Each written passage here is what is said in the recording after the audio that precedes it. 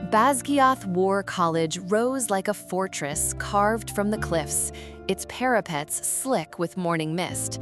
Cadets shuffled along the narrow stone walkway that ringed the main tower, boots skidding on frost.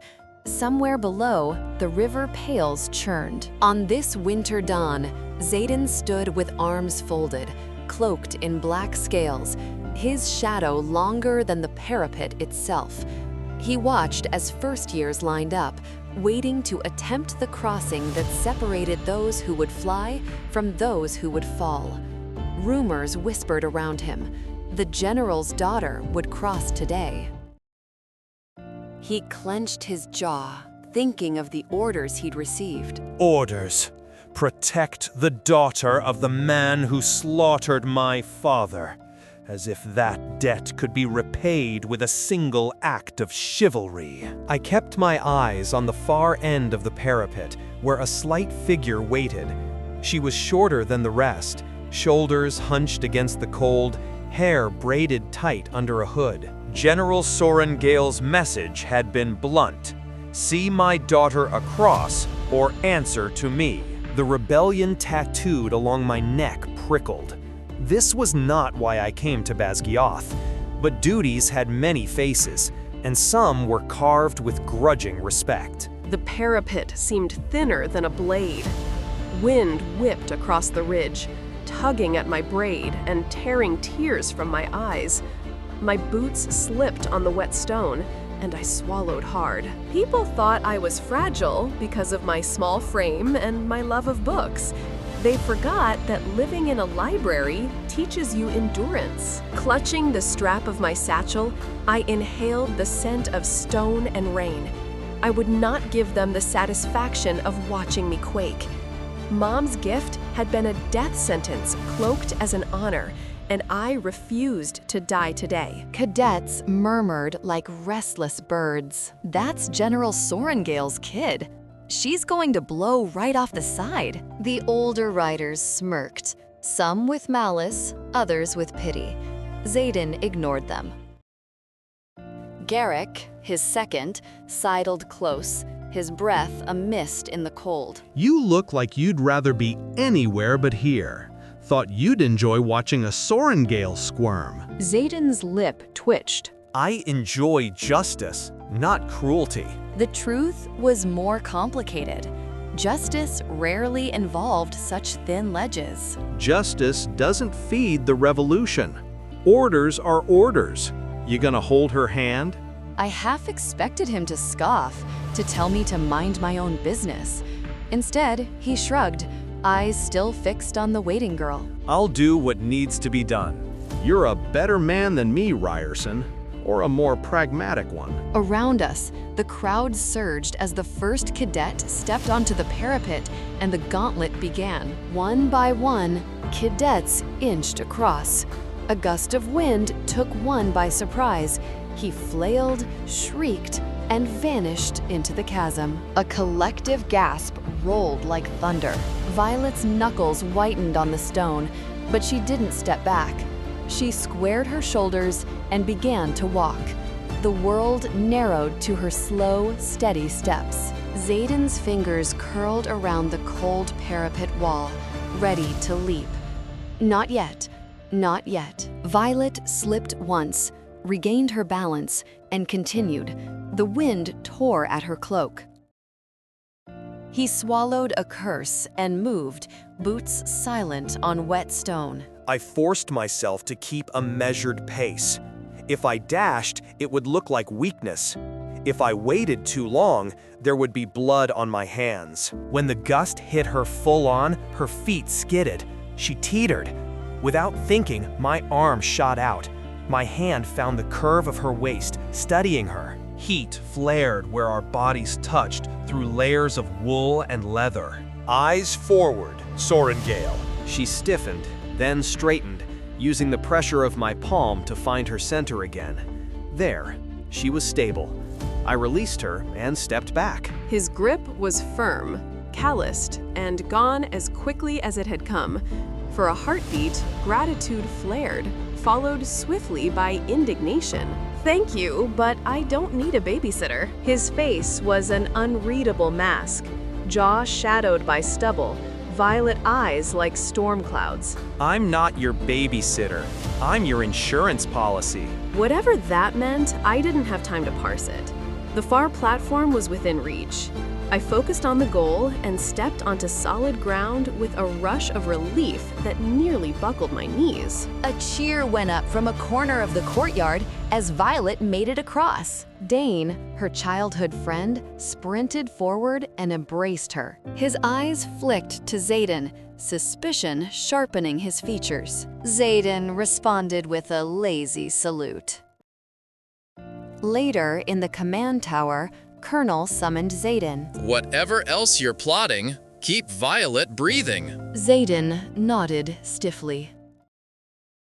That night, he lay awake in the barracks, listening to the wind. Protecting the enemy's daughter wasn't in any rebellion handbook. Neither was the way her stubborn chin and steady stride replayed in his mind. Sleep eluded me. I ran a hand over the rebellion relic inked into my neck, each mark a promise. Why did fate think it amusing to tether me to a Sorrengail? Garrick snored softly nearby. In the darkness, I admitted something I wouldn't say aloud. Violet wasn't what I'd expected. She'd looked fragile, yes, but her spine had been steel. She hadn't screamed when the wind had almost claimed her. She had thanked me and then bit back. I smiled despite myself. Perhaps there was more to this conscript than met the eye. Training days blurred into one another. Xaden shadowed the first-year section where Violet trained, his presence drawing whispers and speculative glances. He watched her struggle with a weighted pack built for someone twice her size, watched her fall and get up again and again.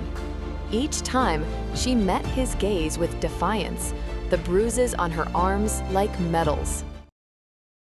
When a taller cadet shoved her during sparring, Xaden's blade was at the offender's throat before the instructor could blink. We don't cull our own. The message was heard. Leave her alone, Riorson. She's not a pawn in your rebellion games. Xaden arched a brow. Funny, coming from you, Atos. Since when do you speak for Violet? Heat rose to my cheeks. Because that was the question, wasn't it? I'd known Violet all my life, and yet here was this rebel, circling like a dragon, seeing things I pretended not to notice. She's not yours either. He smiled, the expression more war than mirth. No, but it seems she's under my wing whether either of us likes it. Deal with it. As spring crept toward Basgiath, violet crocuses pushed through the snow on the practice fields. Violet's balance improved. Her sword slashes grew cleaner. Her laughter, rare at first, became a little more frequent. Xaden, ever at the periphery, corrected her stance with brusque nods and, when he thought no one was watching, the ghost of a smile. The wing leader meetings he attended grew longer and more clandestine. Messages passed under doors. The revolution smoldered, waiting for the right gust of wind. In quiet moments, Xaden wondered if Violet would understand why he fought when the time came. Journaling became my refuge. Between lessons on pressure points and lightning theory, I stole moments to scratch observations onto paper. Xaden Riorson keeps his promise in the strangest ways. He corrects me without humiliating me. He blocks a sword meant for me, then rolls his eyes like it was inconvenient.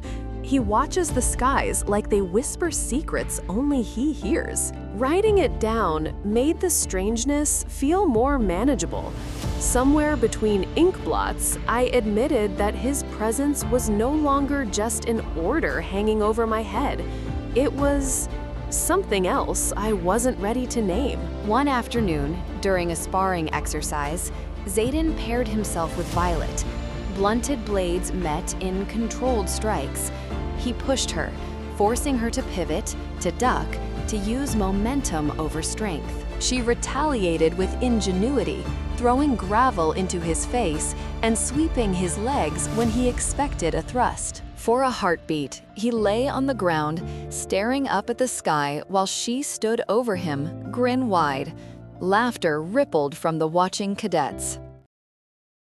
He laughed too, something bright and unguarded. Not bad, Sorrengail. Next time, I won't go easy on you. She rolled her eyes, but her smile lingered. After sparring, I found her sitting on the barrack steps, lacing her boots. You're improving. Is that your way of saying thank you for knocking you on your ass? I chuckled. Maybe. Also, my way of warning you. The real tests are coming. Mid-year challenges weed out more than the Parapet ever could. Don't trust anyone to catch you, except maybe me. Her hands stilled. Why should I trust you? I shrugged. I hesitated, choosing honesty over deflection. Because I haven't given you a reason not to yet. And because I owe a debt I can't repay if you die. Her gaze searched my face. She nodded once, an unspoken truce. Night draped the courtyard in indigo shadows. Xaden stood once more on the parapet, this time alone. The wind had died to a whisper, and the stars were a web of silver threads. He traced the outline of the rebellion relic on his neck, the ink warm against cold skin. His breath fogged in front of him. Somewhere in the barracks, Violet was sleeping, preparing to fight again in the morning. He closed his eyes and let the quiet seep into his bones. For the revolution, for my father, for those we lost, and for her. When he opened his eyes, determination had settled like armor. Whatever paths lay ahead, they were now entwined.